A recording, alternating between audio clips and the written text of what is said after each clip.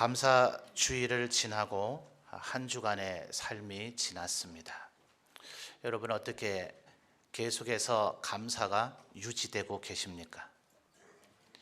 우리의 삶에 교회에서는 보통 7월 첫째 주일에 맥주 감사 주일을 지내고 11월 셋째 주일에 추수감사 주일을 지냅니다. 이 두 날만 감사해야 되는 것은 아니겠죠. 우리에게 365일의 삶이 있는데 만약 이 두 날만 우리에게 감사가 있다면 그것은 참 비참한 삶일 것입니다.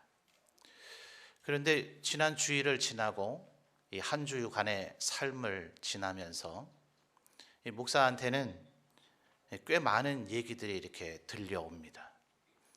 어떤 분은 저나 혹은 제 아내나 부교역자에게 직접 이제 본인 가정의 기도의 제목을 이야기하기도 하고 신방을 요청을 해서 신방을 가서 그 가정에 있는 이야기들을 듣게 되기도 합니다. 또 이건 목사님 꼭 아셔야 될 일인 것 같습니다. 이렇게 해서 저에게 보고나 또 혹은 이제 말을 건너서 이렇게 전달이 되어지는 것들도 있고, 또 보고는 되어지지 않지만 또 제가 나름 또 정보망이 있잖아요. 그렇다고 FBI는 아닙니다.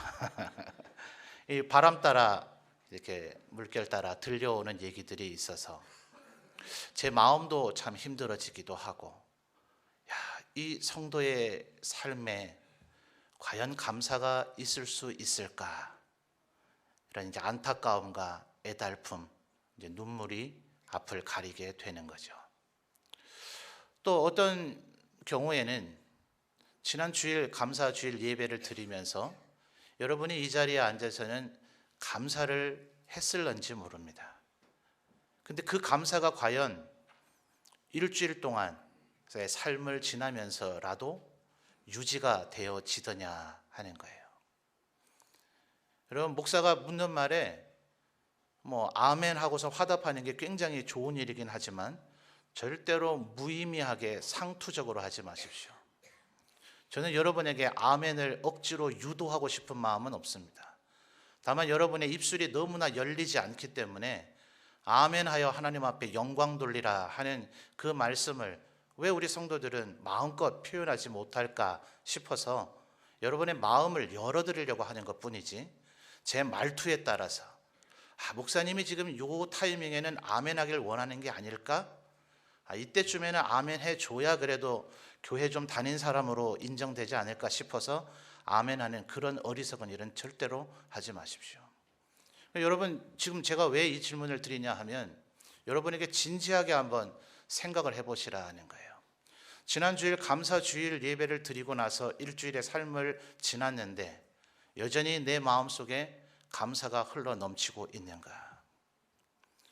여러분, 지금 이 세상에 우리 한국은 어떤 목사님들은 북한 공산주의자들이 지령에 의해서 기독교를 훼손시키려고 하는 공작이 벌어지고 있는 것 아니냐, 이런 생각을 하는 분들도 있습니다. 그분들 얘기를 들어보면 나름 솔깃하기도 해요. 왜냐하면 현재 국내에서 비판을 받고 공격을 당하는 목회자들은 대놓고 나는 반공주의자다라고 주장을 했던 분들이다 하는 분석이 있기 때문에 그래요. 이슬람에서도 기독교를 어떻게든 붕괴시키고자 하는 그런 노력들이 있습니다. 우리나라도 IS 테러에 대한 안전지대는 아니다. 어쩌면 그들이 아시아의 인도네시아를 넘어서서 새로운 이슬람 전진 기지로 한국을 주목하고 있다. 왜냐하면요, 제3자들의 입장에서 볼 때 이 한국이라고 하는 나라는 어느 종교든 흡수가 빠르더라 하는 진단이 있습니다. 불교가 그러했고 유교가 그러했고 기독교도 그러하더라는 거예요. 그러니 이 민족은 이슬람을 전파하고자 우리가 몰두하면 이 한민족을 얼마든지 이슬람화 시켜서, 또 열정이 얼마나 대단해요. 빨리빨리 가지고 전 세계로 기독교가 전래된 지 150년밖에 안 됐는데 인구 대비로 볼 때는 전 세계에 가장 많은 선교사를 파송한 기독교 국가가 되어져 버렸으니 이 민족을 이슬람화 시키면 전 세계 이슬람화 시킬 수 있을 것이다 라는 생각을 그들이 하고 있다라는 주장을 펴는 분들도 있습니다. 얘기를 잘 들으세요. 이런 생각을 하는 주장을 하는 분들도 있다는 거예요. 목사가 말하면 다 지금 진실을 얘기하는가 싶어가지고 큰일 났다. 공산주의자들이 지금 우리 한국 기독교를 공격하고 있대. 이슬람 애들이 한국 기독교를 공격하고 있대가 아니라 그런 주장을 펴는 분들도 있더라 이 말이에요. 그러니 여러분, 과연 지금 우리가 그 인터넷에 돌아다니는 그런 부정적인 얘기들을 보면 이런 얘기를 해요. 교회 봐라. 추수감사주일, 맥주감사주일에 성도들 주머니 긁어내려고, 돈 긁어 먹으려고 감사주일을 제정해 놓은 것이 아니냐. 제가 이런 비판의 소리를 들을 때마다 너무나 마음이 안타까워요. 혹시라도 우리 성도들 가운데에서도 혹시나 감사주일이라 하는 것은 여러분이 정말 하나님 앞에 내가 받은 은혜가 무엇인가를 되돌이켜 보거나 내가 정말 하나님 앞에 얼마나 감사한 삶인가 하는 것을 다시 마음에 각인하는 때가 아니라 또 헌금할 때가 다가오고 있구만, 혹시 이렇게 여기고 있는 것은 아닌지, 또 더 나아가서 지난 주일에 나는 하나님 앞에 헌금을 했으니까 마치 감사가 무슨 세금을 납부해야 되는 의무인 것 마냥 나는 이미 감사를 했다라는 과거형으로 끝나버리고 있는 것은 아닌지, 제 마음속에 이번 한 주간 동안 굉장히 많은 복잡한 생각이 드는 겁니다. 감사를 못할 만한 정말 힘들고 어려운 삶의 현실에 노출되어 있는 성도들이 있는 것은 아닌가. 한순간 감사는 했을지라도 사탄 때문이든 또 다른 그 무엇 때문이든 우리의 마음에 감사를 순식간에 빼앗아가 버리는 것에 마음을 빼앗겨서 감사를 잃어버린 것은 아닌가. 혹시 감사가 전혀 없이 메마른 의무감 가운데서 감사주의를 지낸 것은 아닌가. 우리 성도들이 그런 분들이 아니기를 주님의 이름으로 축원합니다. 그래서 여러분, 감사를 우리가 왜 해야 되는가 다시 한번 좀 진지하게 생각해 볼 필요가 있는 것 같아요. 왜냐하니까 맥주감사주일도 그렇고 추수감사주일도 그렇고 성찬식도 해야 되지요. 또 추수감사주일은 또 학습 세례식도 해야 되지요. 그러니까 성도들이나 저나 마음이 좀 사실은 분주해요. 또 교회 핵심 일꾼들은 그때가 되면 성도들에게 나눠줄 뭔가라도 준비해야 되고 이러다 보니까 다들 마음이 분주해서 오히려 말씀에 집중하지 못할 때가 많고, 다른 날보다 그날은 그 뒤에 순서들이 뭐가 있을 거라는 걸 뻔히 알기 때문에 말씀이 조금 길어진다 싶으면 이미 우리의 본능이 은혜를 못 받도록 작동해요. 안 그래요? 저만 그런가요? 하도 교회에서 오래 생활해서 그런지 말씀이 길어질 거라는 조짐이 딱 오면은 내 스스로 그 조짐의 본능을 극복해내지 않으면 은혜의 파도가 나한테 안 와요. 몇 분 웃는 분만 동의한다 치고요. 여러분이 그런 매너리즘에 빠지지 않았다면 감사할 일입니다. 말씀이 길어진다 하더라도 감사할 수 있는 우리 성도들 되시기를 바라요. 여러분, 감사를 우리가 왜 해야 되는가? 여러분, 감사는 어떤 면에서는 모든 것을 딱 이렇게 재단할 수는 없습니다만 번제와 화목제를 비교해 보면 알 일입니다. 번제라 하는 것은 하나님 앞에 우리의 죄를 씻음 받는 것을 상징하고 있는 제사입니다. 그것은 모든 것을 다 태워서 하나님 앞에 드려야 되죠. 근데 화목제라고 하는 것은 일정 부분을 하나님께 드리지만 일정 부분은 그 제사를 드리려고 제물을 가지고 온 사람과 그 사람이 제사를 드리도록 도와준 제사장 레위인들과 그리고 그 제사의 현장에 있었던 모든 사람들이 함께 먹고 마시는 일종의 축제가 되어집니다. 왜요?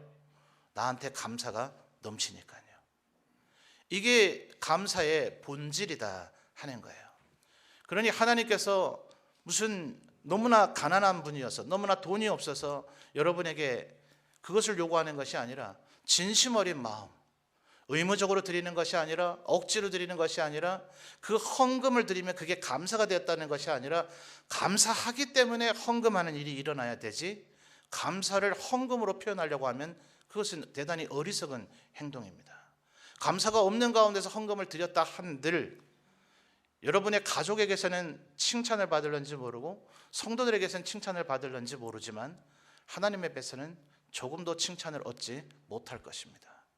그러니 여러분, 내 마음이 중요하죠. 내가 왜 감사해야 되는가? 자, 한 가지씩 한번 생각을 해봅시다. 만약 우리의 삶에 처참한 현실이 있다면 우리는 감사하지 못할 것입니까? 여러분, 정말 절대로 감사하지 못할 사람이 있습니다. 그 사람들은 공동묘지에 다 가 있습니다. 무슨 얘기인지 아시겠어요? 죽어 있는 사람은 절대로 감사를 하게 할래야 할 수가 없습니다. 그 사람이 죽고 난 이후에 그 집에 무슨 뭐라고 표현해야 될까요? 대박이 터졌다든지, 그 집에 무슨 큰 경사가 일어났다든지, 그 집의 자녀손들이 무언가가 대단하게 잘 됐다든지, 그 어떤 일이 일어난다 하더라도, 그래서 그 모든 가족들, 자녀손들이, 그를 알고 있는 모든 사람들이 그의 묘지 앞에 가서 기뻐하라, 기뻐하라, 당신에게, 당신의 집안에, 당신의 자녀손들에게, 당신에게, 당신은 지금 이미 없지만 이런 일이 일어났다고 아무리 얘기를 해줘봐야 그 사람은 눈꽃만큼의 기쁨도 누릴 수도 없고 감사할 수가 없는 것이에요. 여러분, 우리에게 때로 질병의 고통이 있어도, 우리의 삶과 가정에 너무나 무거운 납덩이 같은 문제들이 있어도, 내 가정과 내 인생의 삶에 시련이 있어도 하나님이 나를 되살려 놓으신 것이 맞다면, 나에게 영원한 생명이 있는 것이 맞다면 그 이유 때문에 우리가 감사할 수 있는 일인 줄 믿습니다. 왜요? 내가 살아있기 때문에요.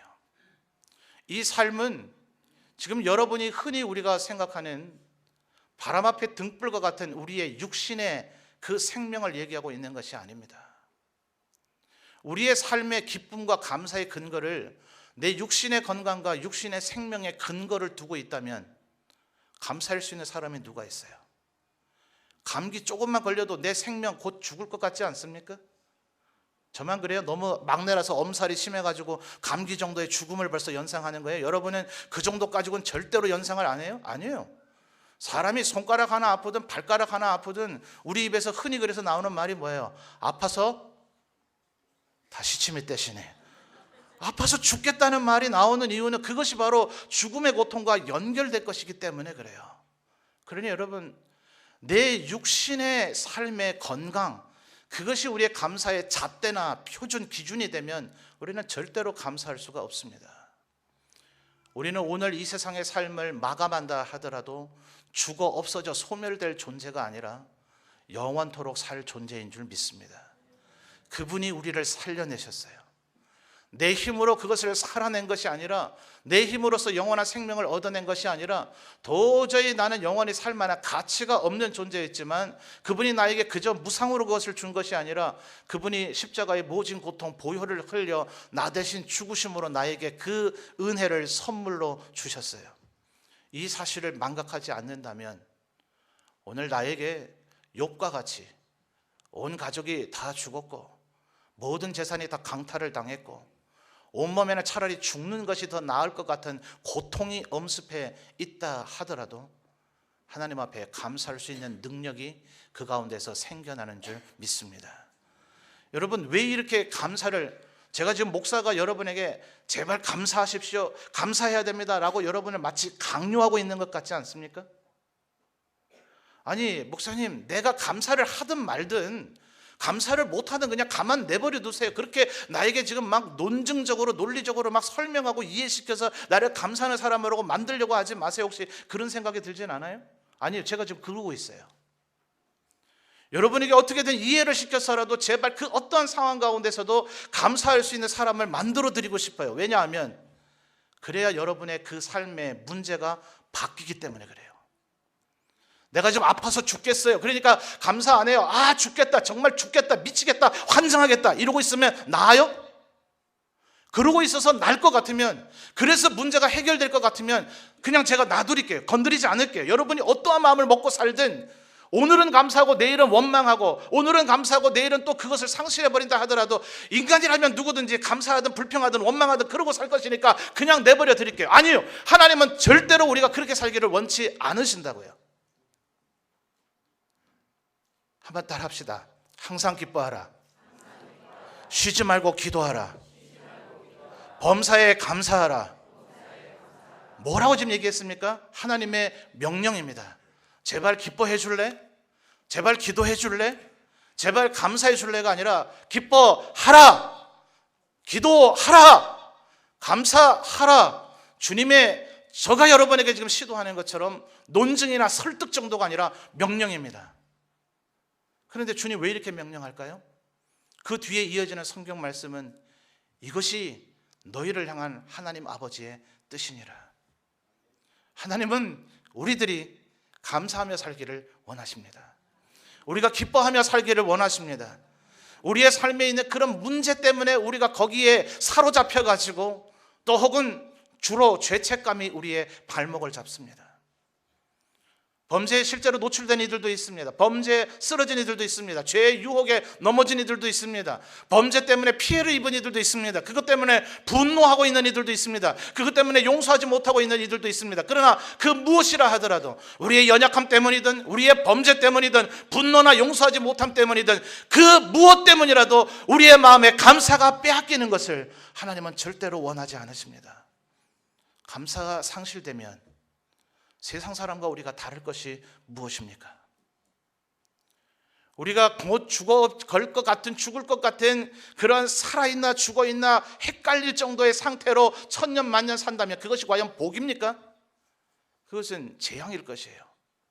하나님이 우리에게 이미 영생을 주셨는데 우리가 그 영생을 기쁨을 누리지 못하고 감사를 누리지 못하고 이 세상 사람들이 누리는 것과 똑같은, 아니면 이 세상 사람들도 누리지 못하는 그런 우리가 고통과 좌절, 절망, 근심, 걱정 그 속에서 살고 있다면 100년도 재앙 아닙니까 여러분?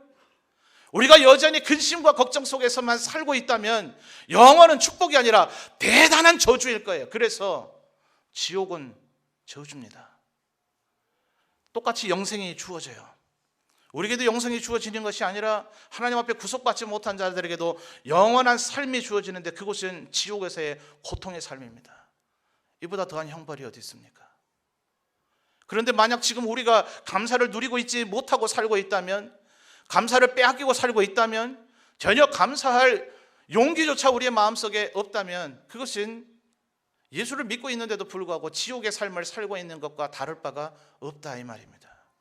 그러므로 저는 여러분의 지금 삶의 마음을 끄집어내서 이 자리에서 그것을 뜯어 고쳐야 된다면 뜯어 고치든지, 아니면 그것을 해체했다가 다시 재조립해야 된다면 재조립한다든지, 아니면 그것을 성령의 물에다가 휘휘 씻어서 다시 넣어드려야 된다면 그럴 수 있다면 그럴 수 있다든지, 아니면 성령에 불러서 여러분의 마음을 태워서라도 감사로 가득 채울 수 있다면 그렇게 해서든지라도 우리 모든 성도들이 감사로 가득 찬 삶을 살게 되기를 원하는 것입니다.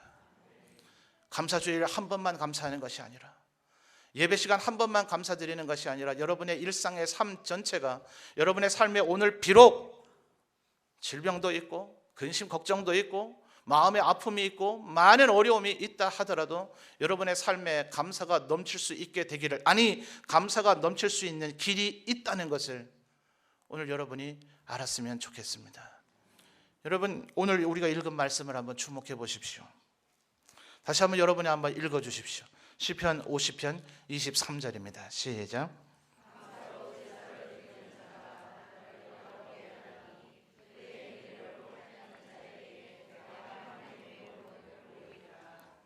아멘. 여러분, 흔히 우리는 감사로 제사를 드리는 자가 나를 영화롭게 하리니, 이 구절도 지금 생소한 분이 혹시 있을런지 모르겠습니다만 적지 않은 성도들이 이 상반절 정도만 기억하는 경향이 많습니다. 상반절과 하반절은 전혀 분리되어져 있는 다른 얘기를 하고 있는 것이 아니라 마치 동전의 양면과 같은 것을 이야기하고 있는 것이에요. 감사로 제사를 드리는 자가 영화롭게 하는 것이나 행위를 옳게 하는 자가 하나님의 구원을 보게 되는 것은 같은 이야기를 하고 있다 이 말입니다. 궁극적 우리의 구원이 지금 어디서 난다고요? 바람 앞에 등불과 같은 우리의 연약한 한 줌 모래와 같고, 아침에 끼었다가 사라지는 안개와 같고, 아침에 피었다가 시들어져 있고 말라 비틀어질 것 같은 그 들풀과 같은 우리의 육체에 우리의 감사의 원인과 이유가 있는 것이 아니라 주님이 우리에게 주신 영원한 생명, 그 어떤 죄악에도 훼손되거나 회멸되고 훼손되지 아니할 하나님의 주신 그 영원한 생명, 거기에 우리의 감사의 밑바탕 베이스 기초가 놓인다 이 말입니다. 나는 영원히 살 하나님의 백성이기에.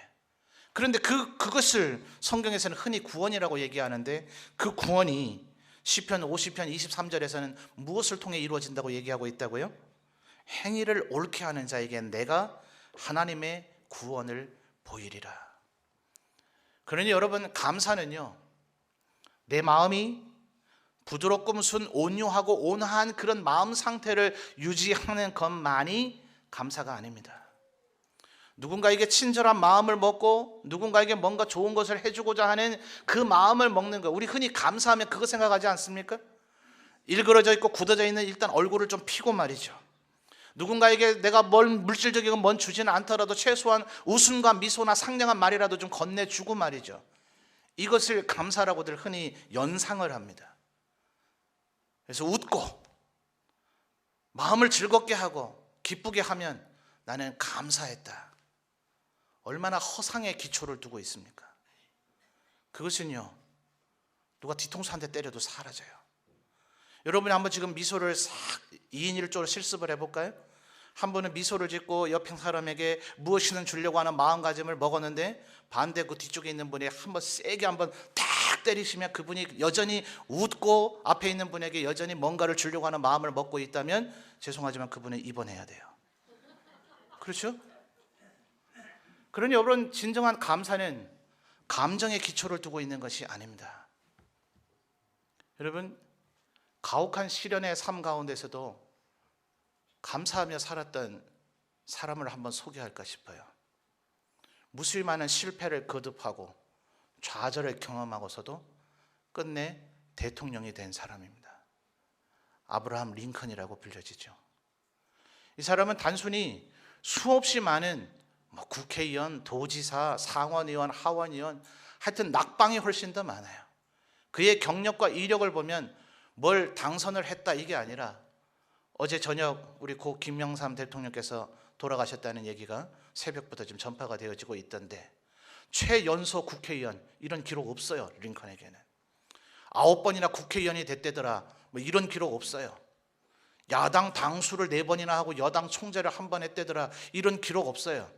그의 이력에는 미 합중국의 대통령이 되기 전까지는 늘 선거에서 졌다, 낙방했다, 패배했다, 좌절했다, 실망했다, 모든 것이 실패로 가득 차 있습니다.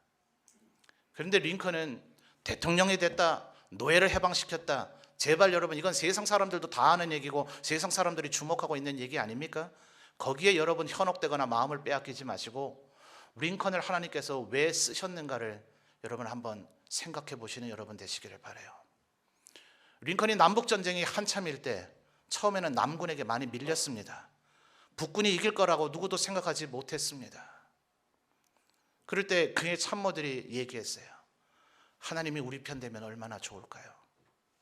링컨이 했던 그 유명한 얘기를 아십니까? 하나님이 내 편이 되어야 되는 것이 아니라 내가 하나님의 편이 되어야 한다. 바로 여기에서 기쁨과 감사가 흘러넘치게 되어질 줄 믿습니다. 여러분, 얄팍한 기쁨과 얄팍한 만족, 얄팍한 유익을 위해서 세상에 현혹되는 데 쫓아다니지 마십시오. 세상이 여러분에게 유혹하는 데 맞춰주지 마십시오.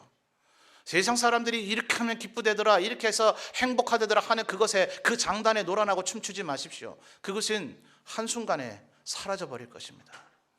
그러나 더디 가는 길인 것 같고, 당장은 기쁨이 전혀 없는 길인 것 같고, 오히려 죽음의 길, 사망의 길, 음침한 골짜기를 통과하는 것과 같은, 성경에서 얘기하는 눈물의 골짜기, 바카라 골짜기를 같은 곳을 통과하게 된다 할지라도, 그곳에 하나님이 나와 함께 하신다면, 하나님이 누구와 함께 하십니까? 그 말씀에 순종하고 그를 의지하고 그를 붙드는 자에게 불구덩이에서도 함께하여 주셨는 줄 믿습니다. 하나님이 함께하면 느부갓네살이 만들어 놓은 7배 뜨거운 풀무불 가운데에도 사자굴 속에 던져져도 그곳에서 기뻐하며 찬양할 수 있는 줄 믿습니다. 빌립보 감옥에 무수히 맞아서 죽은 줄로 알고 내팽개쳤던 바울과 실라도 밤 12시 한밤중에 일어나서 찬송할 수 있는 이유는, 그래서 그 감옥에 지진이 일어나는 이유는 다른 감옥에 있는 죄수들이나 간수들도 놀라서 어떻게 이런 일이 일어날 수 있는가 하는 이유는 그 마음속에 하나님을 향한 절대적인 믿음이 자리 잡고 있기 때문에 온몸을 얻어맞아서 죽을 것 같은 상처가 있었고 실제로 죽은 듯이 쓰러졌다가 일어났지만 여전히 육신의 상처와 고통과 아픔이 흐르고 있지만 어쩌면 피와 진물이 흘러내리고 있지만 그 가운데서도 감사와 찬송을 할 수 있는 위대한 능력은 바로 믿음에서 나온다 이 말입니다. 그러니 여러분, 이 설교를 듣는 동안 그래 이제 감사해야지, 어떤 분들은 이 설교를 들으면서 맞아 왜 내가 감사를 누리지 못했던가 하는 생각이 든다 할지라도 저희 예배당 문을 벗어나는 순간 우리의 마음속에 감사가 또 사라져버릴 수 있기 때문에 여러분 365일 감사가 흘러넘치는 우리 성도들 되시길 바랍니다. 감사가 여러분의 마음을 주장하게 되기를 바랍니다. 감사가 여러분의 마음을 사로잡게 하십시오. 다른 그 어떤 감정도 여러분의 마음을 사로잡도록 방치해 두지 말고 문을 활짝 열어놓고 허용해 놓지 말고 그 어떤 다른 감정도 못 들어오게 막아내고 오직 하나님이 주시는 감사의 감정만 여러분의 마음을 사로잡을 수 있도록 주님 앞에 우뚝 서 있는 우리 성도들이 되시기를 바랍니다. 그래서 링컨은요 다짐했어요. 이 혹독한 자신의 그 링컨의 삶은 그가 일구어낸 업적으로 인해서 미국이 누린 혜택은 많았을지 모르지만 결국 그는 어떻게 됐어요? 대통령 임기도 못 마치고 암살돼서 죽었어요. 그의 대통령 임기가 그렇게 대단하고 행복하고 누리던 임기였습니까? 아니요. 그 당시에 백악관은 지금처럼 구경 갈 만한 그런 호화로운 백악관이 아니었어요. 그때 당시에 대통령들의 삶은 지금처럼 그렇게 늘 시시비비가 되잖아요. 부시 때에도, 클린턴 때에도, 오바마 때에도 대통령 연봉이 너무 많은 거 아니냐, 국비를 너무 막 쓰고 있는 거 아니냐, 호화로운 전용기 타고 전 세계를 유람하는 그런 대통령이 아니었다고요. 여러분이 지금 하고 있는 것처럼 허리띠 졸라매고 머리 지끈지끈 아파가면서 어떻게 하면 이 미합중국이 거지 나라가 안 되도록 할 것인가 하는 나라를 경영하고 살림을 사는데 골머리를 앓았던 것이 그때 당시의 대통령들이었어요.